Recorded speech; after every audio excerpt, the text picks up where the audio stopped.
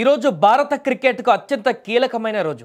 దేశం యావత్ ఆసక్తిగా ఎదురు చూస్తున్న సమయం ఇది. ఎందుకంటే మన హర్మన్ప్రీత్ కౌర్ అండ్ టీమ్ తొలి ప్రపంచ కప్ టైటిల్ కోసం ఫైనల్లో దక్షిణాఫ్రికాతో తలపడుతున్నటువంటి సందర్భం. అయితే సరిగ్గా ఈ కీలక సమయంలోనే భారత క్రికెట్ ప్రపంచంలో ఒక తీవ్ర విషాదం చోటు చేసుకుంది. భారత క్రికెట్ మాజీ ఆటగాడు రాజేష్ భానిక్ రోడ్డు ప్రమాదంలో మృతి చెందారు. ఆయన వయసు కేవలం 40 సంవత్సరాలు మాత్రమే. పశ్చిమ త్రిపురలోని ఆనందనగర్ ప్రాంతంలో ఈ యొక్క ఘోరం జరిగింది. రాజేష్ భానిక్ మరణ వార్త తెలియగానే క్రికెట్ ప్రపంచంలో తీవ్ర విషాదం నెలకొంది.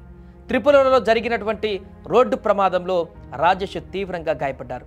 వెంటనే అగర్తలాలోని జీబీపీ ఆసుపత్రికి చేర్చారాయనని, కానీ చికిత్స పొందుతూనే కన్నుమూశారు.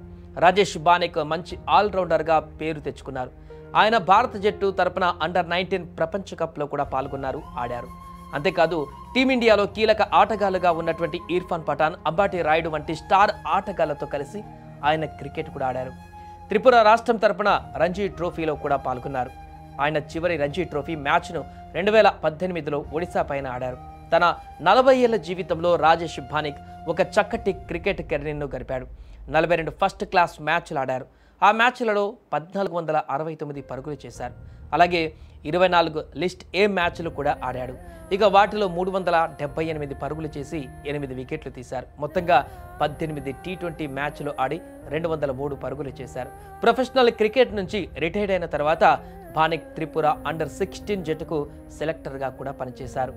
ఇక రాజేష్ భానిక్ మరణం పైన త్రిపుర క్రికెట్ అసోసియేషన్ సంతాపం వ్యక్తం చేసింది.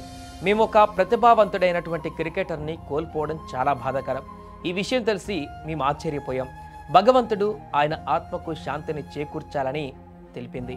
ఏదేమైనా కూడా ఇలాంటి సందర్భంలో కాసేపట్లోనే ఫైనల్ మ్యాచ్ కొనసాగబోతున్నటువంటి సందర్భంలో దక్షిణాఫ్రికా ఇండియా మధ్య తుది సమరం జరగబోతూ కప్పును ముద్దాడడానికి మరికొన్ని గంటల సమయం మాత్రమే ఉంది అనేటువంటి అంచనాలతో ఉన్నటువంటి క్రికెట్ అభిమానులకు ఒక్కసారిగా ఒక మాజీ క్రికెటర్, ఇండియాకు సంబంధించినటువంటి ప్రముఖ క్రికెటర్ మరణించారనేటువంటి వార్త ఒకసారిగా దిగ్భ్రాంతికి గురి చేసింది. ఏదేమైనా కూడా ఆయన ఆత్మకి శాంతి చేకూరాలని మనం కూడా కోరుకుందాం.